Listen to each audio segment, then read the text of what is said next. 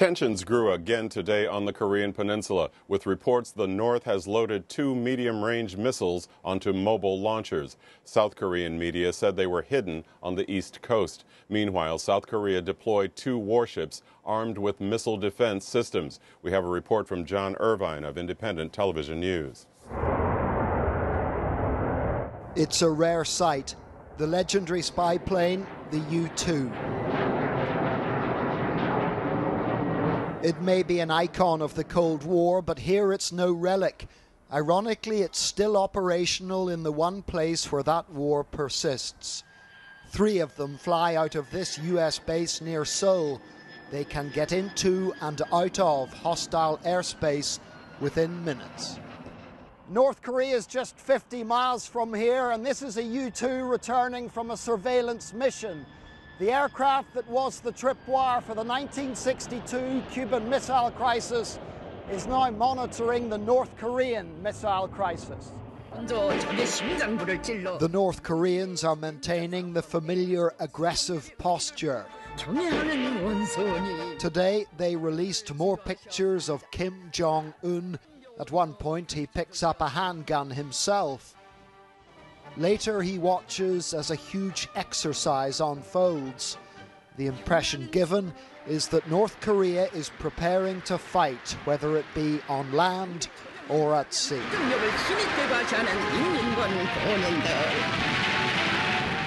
South of the border, the waiting and watching goes on. The U-2s will keep a close eye on things.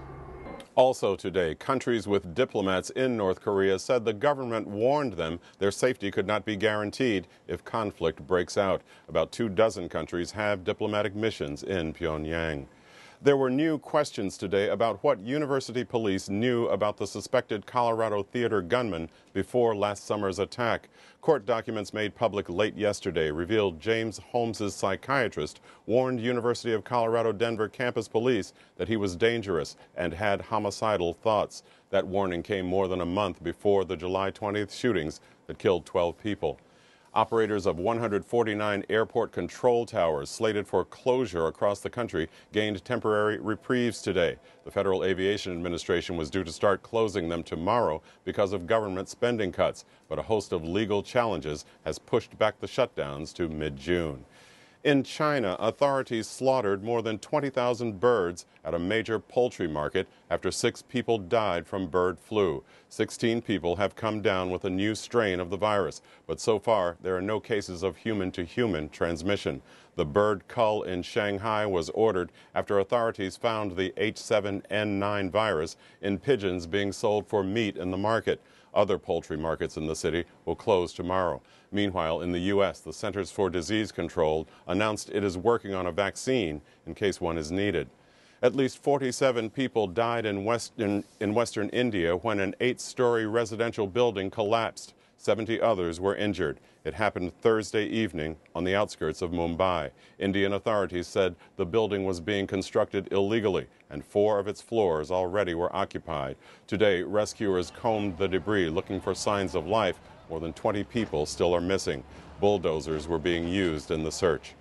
Pope Francis urged the Catholic Church to take decisive action to root out and punish sexual abuse of children by priests. The Pope met today with senior members of his staff, saying the Church's credibility is at stake. Groups advocating for victims said the statements were just rhetoric until concrete action is taken. Those are some of the day's major stories. Now back to Judy.